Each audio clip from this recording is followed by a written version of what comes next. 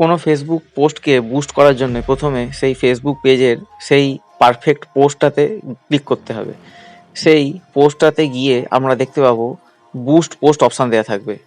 সেখানে গিয়ে আমাদেরকে ক্লিক করার পরে সেখানে নিচে অপশান থাকবে বিভিন্ন রকম চুজ করার, যেমন অডিয়েন্স, বাজেট ইত্যাদি, এবং এখানে আমাদেরকে এডিট অপশানে ক্লিক করতে হবে।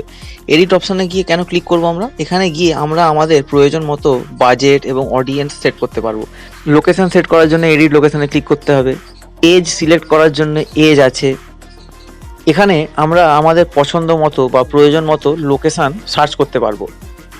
আপনারা যেই লোকেশান চাইছেন সেই লোকেশান টাইপ করে সার্চ করবেন, কিছুক্ষণ লোড নেওয়ার পরে সেই লোকেশান আপনাদের সামনে শো করবে। দেখুন কলকাতা শো করছে।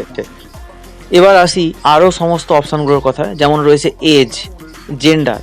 আপনি এখানে চাইলে মেন সিলেক্ট করতে পারেন, ওমেন সিলেক্ট করতে পারেন। এজ এখানে চাইলে আপনি সিলেক্ট করতে পারেন, নাহলে ডিফল্ট যা ছিল তাই রাখতে পারেন, সেটা আপনার ইচ্ছা এবং প্রয়োজন অনুযায়ী।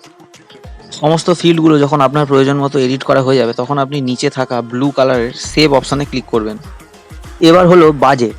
চেঞ্জ বাজেটে ক্লিক করে আপনি কি করতে পারবেন, আপনার এই যে ফেসবুক পোস্টটা আপনি বুস্ট করছেন তার জন্য আপনার যে খরচটা সেটাকে আপনি এডিট করতে পারবেন।